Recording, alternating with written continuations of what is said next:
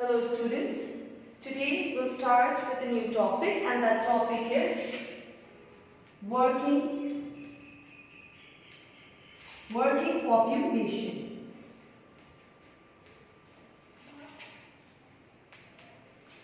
So, when we talk about the working population, it comprises of the adult age group of 15 to 59 years. As we had discussed earlier in our previous class as well, when we talked about the adult age group, we said that they are the working population. So mostly when we talk about the working population, it comprises of the adult age group. However, under conditions of hardship, even children below the age group of 15 years and the old above the age group of 60 years are forced to work. So when we talk about this working population, we need to know about the participation rate.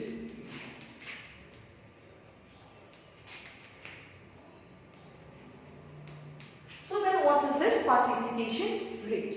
The proportion of workers in a population is expressed by a rate that is known as your participation rate. One more time. The proportion of workers is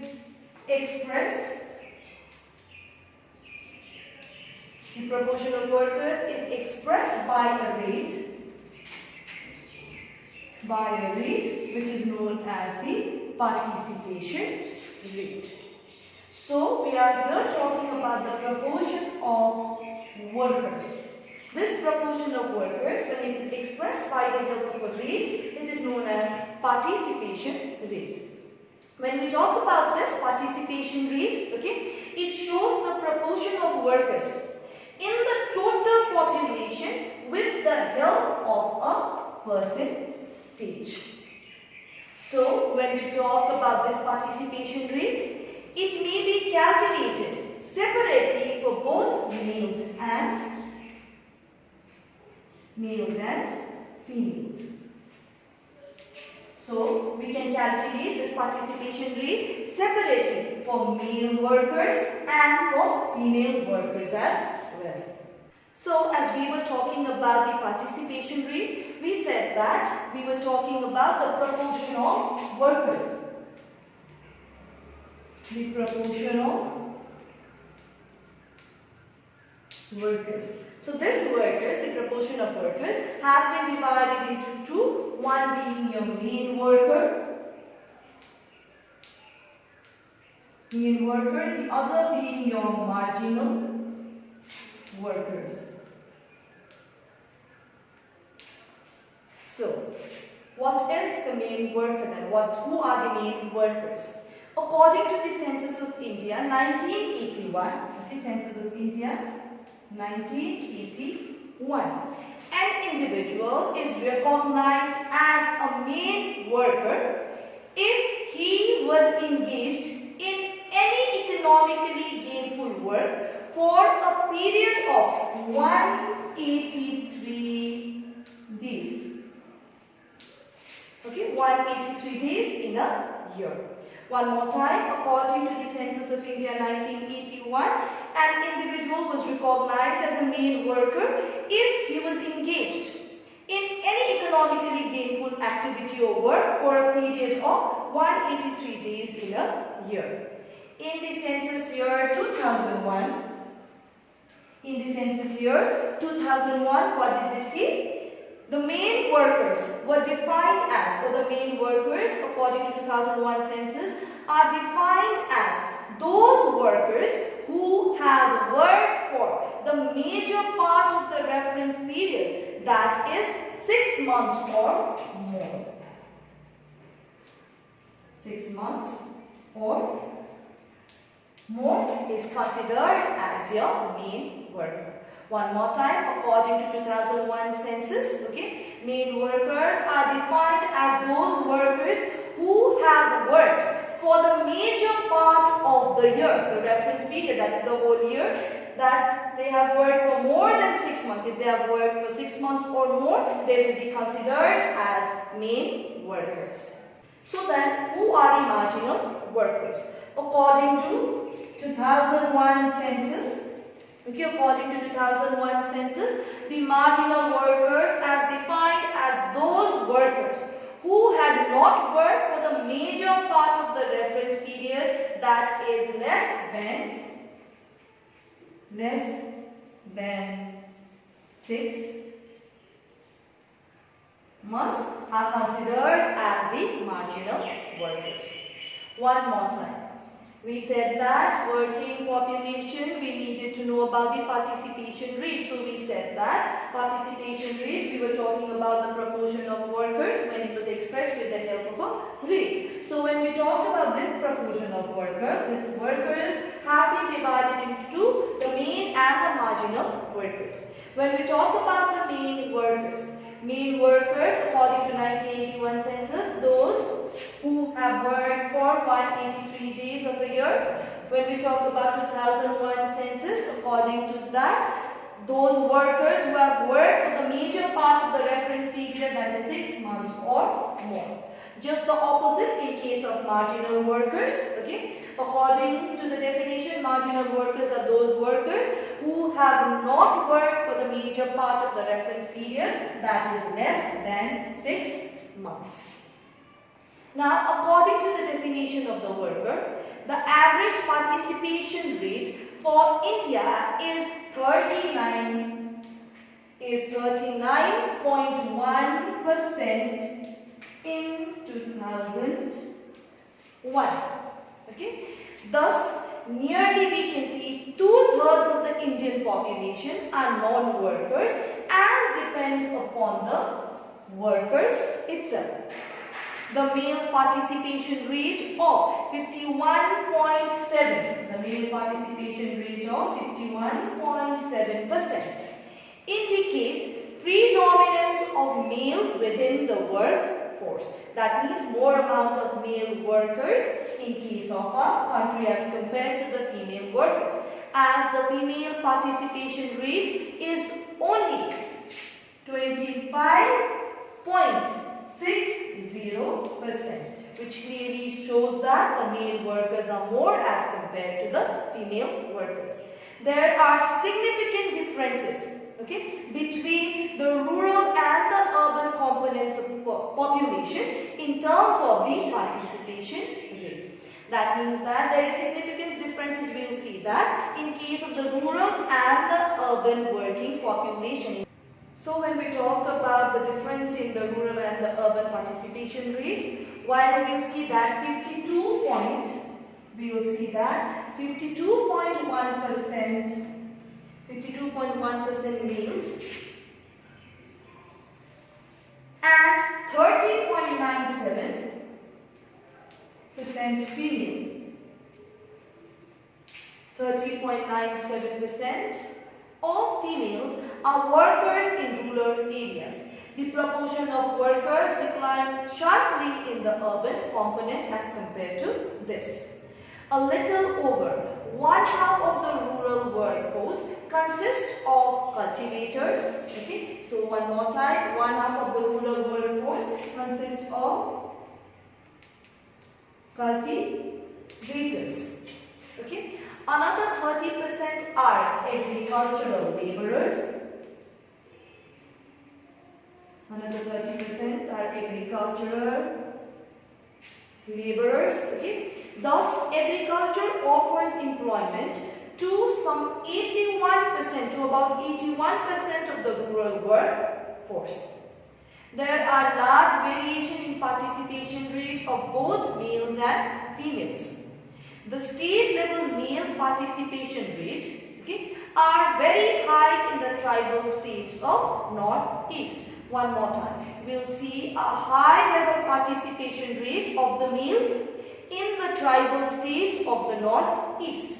The participation rate of the male population is as high as 53.76% in Arunachal Pradesh. Okay, Arunachal Pradesh. And we'll see that it is as high as 56.55% in case of Sikkim. Next, when we talk about Andaman and Nicobar Islands, it comes to about 53.32%. So the male participation rates are also high in some other states such as the Meghalaya, Nagaland, Andhra Pradesh, Odisha, etc. One more time. Here we are talking about the participation rate of the males and the females. Okay. Here firstly we talked about the participation rate of the males and the females in case of the rural areas, where we said that we have about 52.1% males and 30.97% females, where they are mostly engaged in agricultural activities. Now when we talk about this participation rate, there is a large variation in case of the males and the females, as it differs from one state to the other. So the participation rate of the males are as high as, we said that 53.76% in case of Arunachal Pradesh, 56.55% in case of Sikkim, 53.32% in case of Andaman and Nicobar Islands, and it is very high in case of states such as Meghalaya, Nagaland, Andhra Pradesh, Odisha, etc. Now when we talk about the female participation rate, okay, when we talk about the female participation rate, Punjab and Haryana have the lowest female participation rate. So these two states, that is the Punjab and Haryana, have reported the lowest female participation rate of about 4.4% and 10.76%. 6% respectively. There isn't much disparity between the male and the female participation rate in the tribal states of the Northeast. As we said earlier, the tribal states of the Northeast have very high male participation rate, and the female participation rate is also high in case of this tribal state.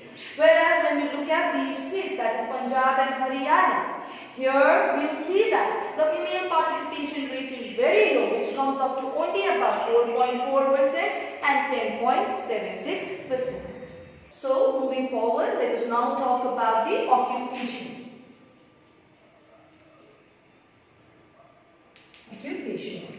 Occupational composition is one of the basic demographic pattern of population.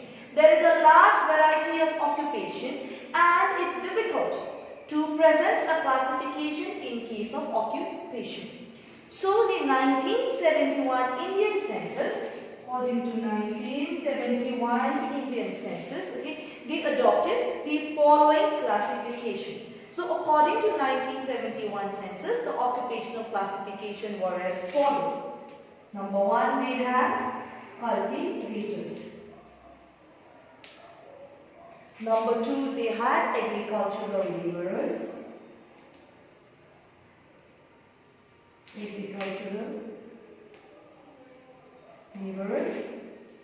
Number 3, they had livestock, forestry, fishing, hunting.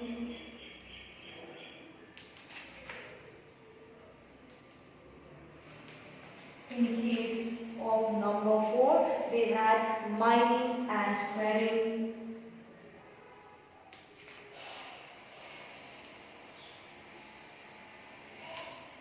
Okay, we had mining and quarrying.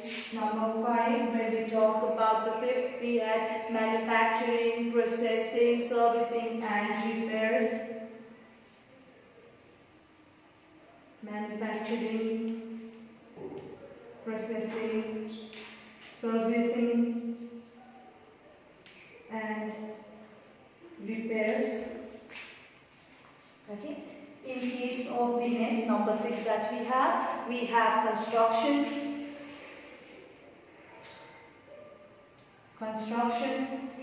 Number 7, we have is trade and commerce.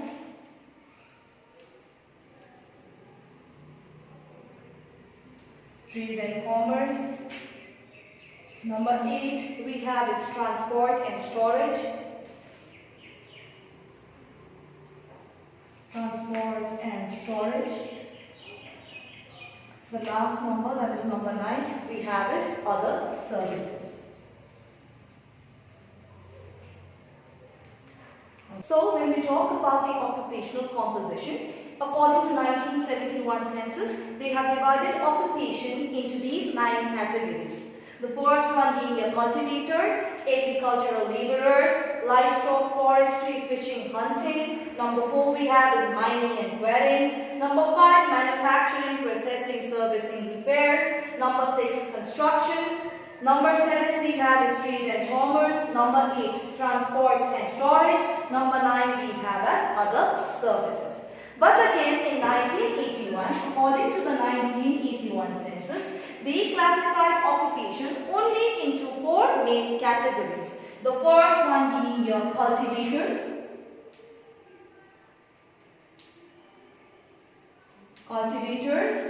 Number 2 they had was agricultural laborers.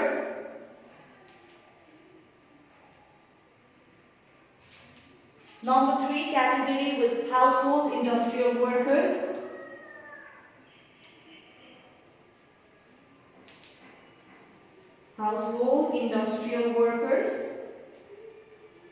And number 4, the last that we had, was classified as the other workers.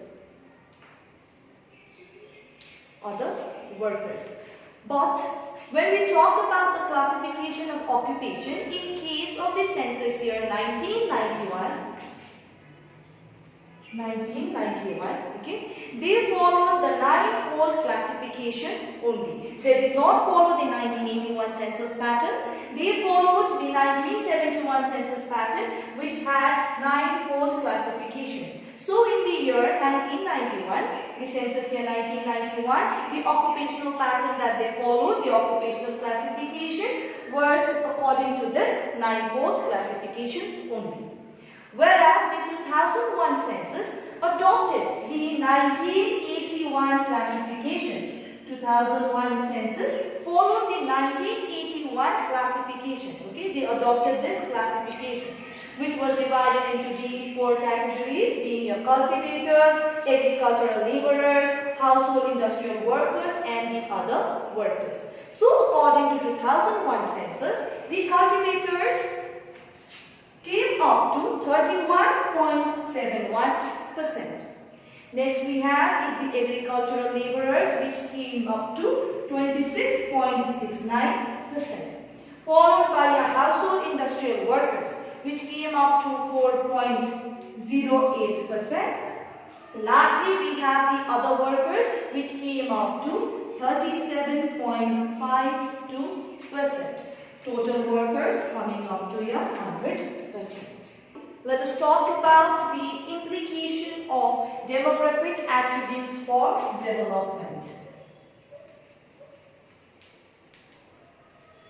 The implications for the demographic attributes for development. So, the demographic attributes of population of a country are the primary indicators of the economic progress and the social well-being of its people. Here we are talking about the implication of the demographic attributes. So, moving forward, when we talk about the demographic attributes, first let us talk about the rural and the urban population. So, when we talk about the division of the population into the rural and urban population, rural and urban population.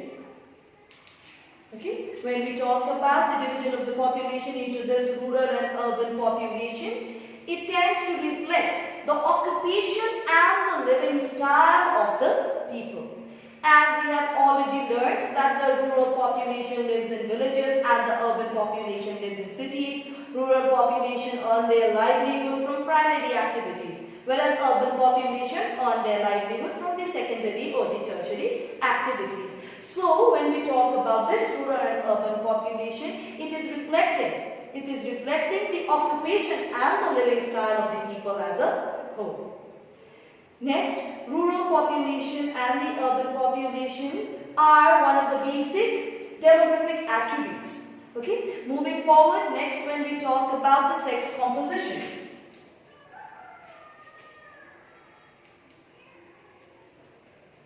These were the basic demographic characteristics that we studied about. So when we talk about the next, that is the sex composition.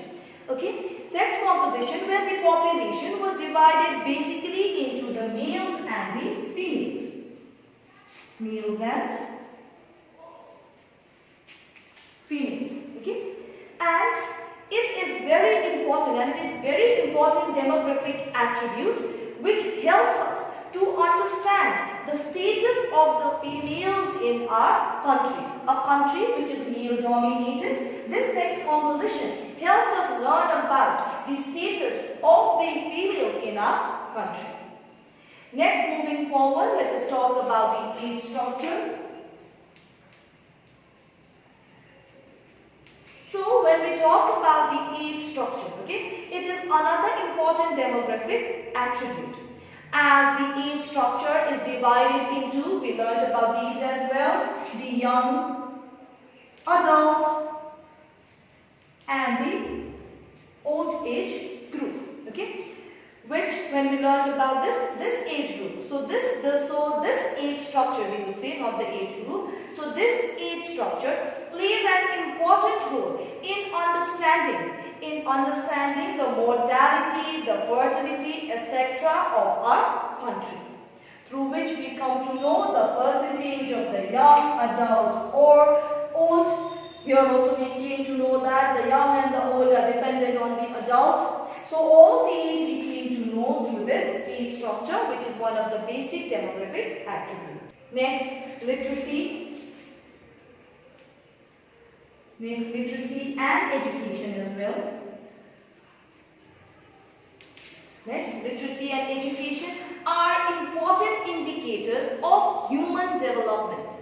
When we talk about literacy and education, it arises awareness among the masses and helps in rapid economic growth as well. Lastly, the development of the nation depends upon the working population. Working population. Okay. So when we talk about this working population, the working population participates in economic activities, whereas the non-working population has no economic significance and totally depends upon the working population. So all the demographic attributes, the characteristics that we studied about, okay, are indicators of development of the nation. Are great indicators of the development of our nation.